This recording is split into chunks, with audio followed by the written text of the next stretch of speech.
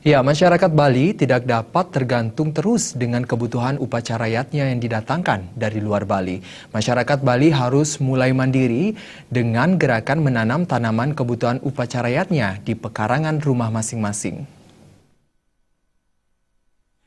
Setiap 6 bulan sekali menjelang Hari Raya Galungan, banyak kebutuhan untuk upacara rakyatnya didatangkan dari luar Bali.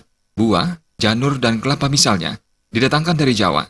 Bahkan janur didatangkan langsung dari Sulawesi. Kondisi tersebut telah berlangsung dalam waktu lama dan membuat Bali selalu tergantung dengan luar Bali demi memasok kebutuhan upacara rakyatnya.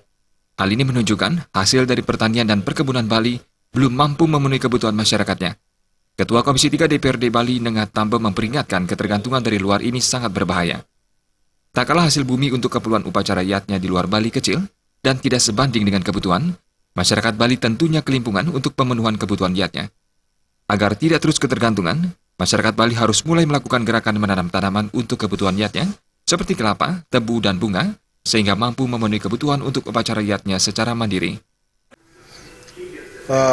Tidak saja menyangkut pohon kelapa, mungkin menanam pisang, ya, menanam pohon bunga, ya, dan tebu itu yang dibutuhkan itu kan banyak itu ya. Nah, itu semuanya dan termasuk pandan arum itu.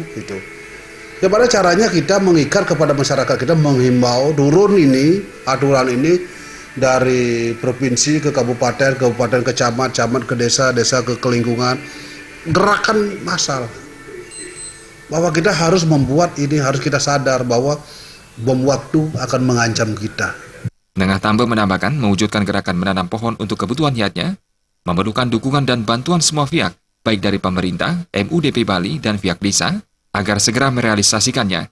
Harapannya adalah masyarakat Bali nantinya mampu memenuhi kebutuhan upacara rakyatnya secara mandiri.